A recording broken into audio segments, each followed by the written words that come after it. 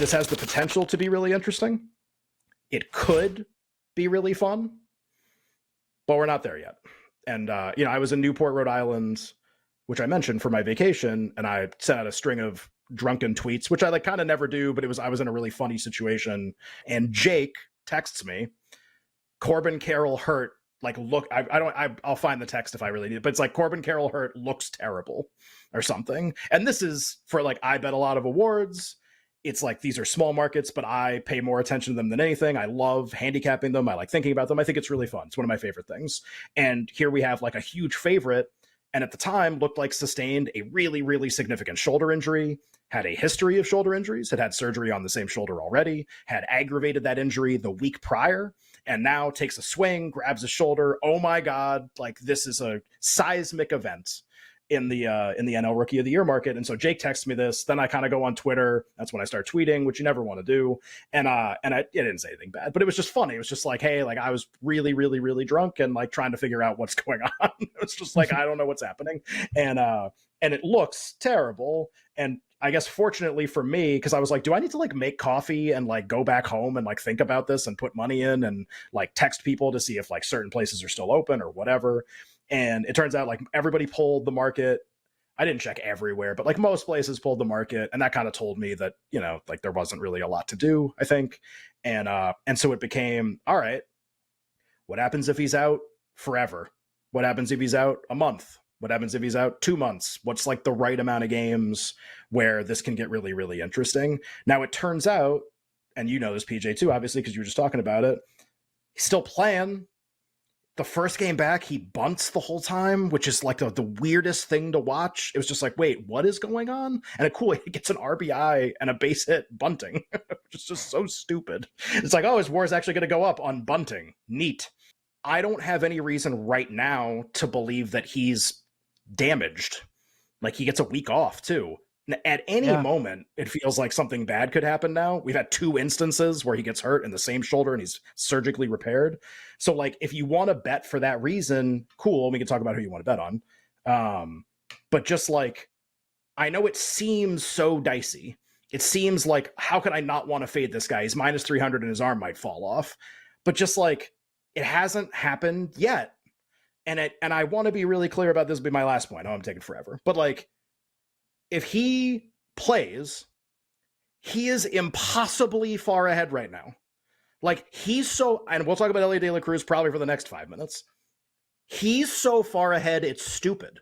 And he should be minus 10,000 probably right now. But his arm might fall off at any moment. So that's kind of a big deal. And that's probably why he's not minus 10,000. So minus 300 has a lot of concern baked into it over what can happen in the next few months with his shoulder. That's probably the best way to put it. He is crazy far ahead. He's farther ahead than anyone is in any award right now, including Ohtani probably.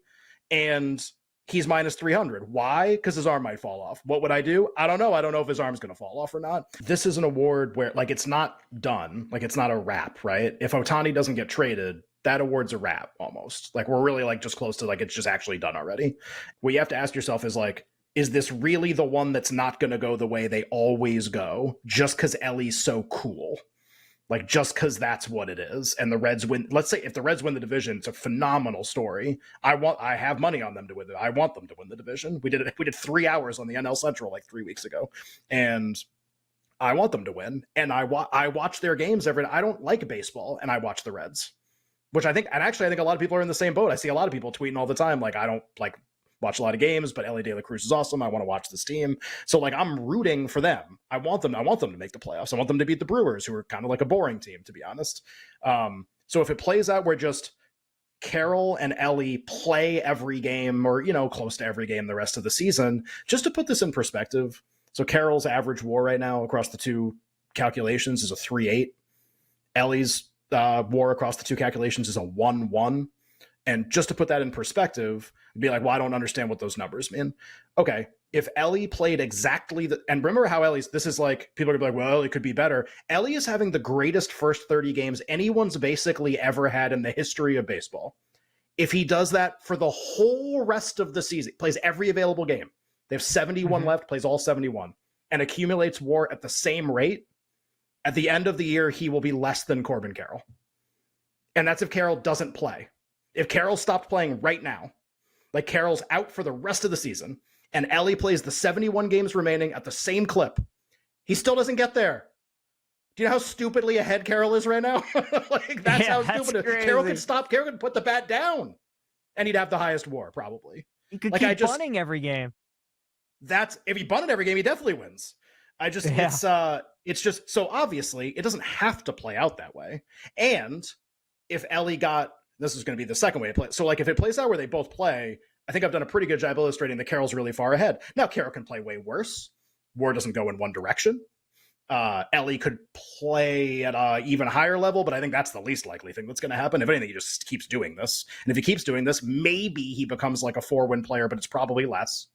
And Carroll, like, okay, he could play worse, but like hasn't happened yet. What are the signs that it's going to happen? You would want to see some to think that's going to happen. The case for Elly or anyone else is Carroll stops playing baseball as fast as possible or plays way worse.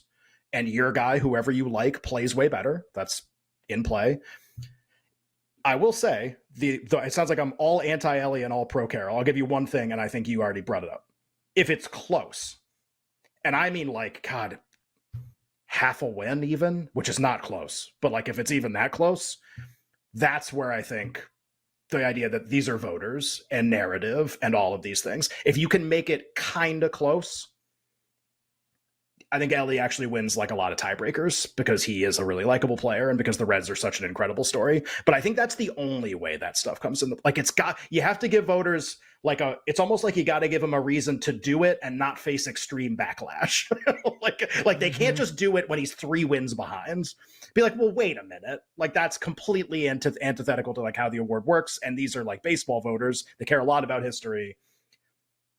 If they play all the rest of the way, like the season isn't about Elly De La Cruz, at the exclusion of Corbin Carroll. It's about how awesome they both are. And Carroll played the whole year and Elly didn't. And that's why he's going to win. So like, the one thing that Elly has going for him is if he can make it close, I do think he wins like any tiebreaker, remote, even close, even if he comes in second, but it's a quarter of a win or a half win behind. I think that's where like the Elly factor, to like put a stupid label on it. I think that's where like his success and all of the like affection that he and his team have garnered and everything, I think that's where that would come into play. I mean, it sounds like you love Carroll, obviously. So do you think like he would be worth a bet at -300 if like you see value there, or are those injury concerns just if you're going to lay that kind of price, like you can't do that because you're concerned, like you said, his arm might fall off? Yeah. I feel like you're kind of frozen in this market to make a really, really awesome decision because it's like a 50-50 injury situation that you have no like rudder or no compass on like where to go here. Like I'm never going to bet a -300 on a guy who has like shoulder injuries and who has already aggravated the injury twice. It feels like he's just dodging landmines the last 2 weeks. Mm-hmm. But at the same time, it's like, oh, well, then you want to bet on guys to beat him? No. And we can get into that. So like, I've said this before, PJ, you and I have never had this conversation, but I always, well, I don't think, I know, historically, doesn't have to be this year, historically, Rookie of the Year is the absolute easiest thing to predict on planet Earth. It really is. Every other award and every other sport is more difficult. This is the easiest one. Here's what you do. Look and see who has the highest WAR average between the two like WAR projections, one by Baseball Reference, one by Fangraphs. Do an average of them. Which rookie has the highest one? Is it a position player?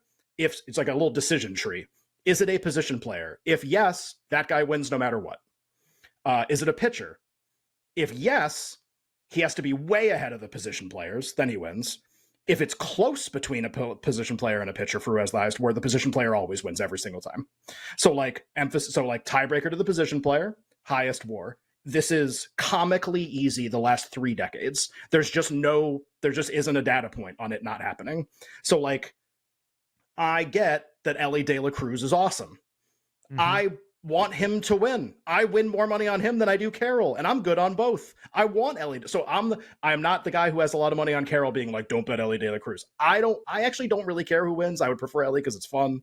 But like, if you just try to project WAR the rest of the year and Carroll's arm stays attached, he's like a 6 or a 7 win player, which is like a top 8 player in the league. Elly De La Cruz is like a 3.5 win player. Even if he plays like this, do you think we're going to get to the end of the year? Maybe your answer is yes. Do you think we're going to get to the end of the year and voters are going to look at like a 6 or a 7 win player and then a guy who has accumulated like 60% of that, and that just because he's awesome, they're going to vote for the second guy? And just maybe let's say the Reds win the division and the Diamondbacks don't. Like, are they going to really vote for him that reason? Maybe. That would also be the first time ever that anything close to that has ever happened. And if you're going to sell me on that it's the first time anything like that has ever happened, I got to get a way better price than this on that happening. I mean, it's just, it's like it would be insane. And I don't think that's going to, if we get those projections, I don't think that's going to end up happening.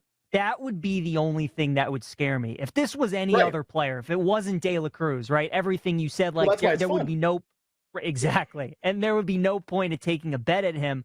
But like at the end of the day, these are all human beings who are voting for this award. And like, it's kind of hard not to watch Elly De La Cruz play baseball and be like, oh my God. Like, and obviously where the Reds were to what they are now.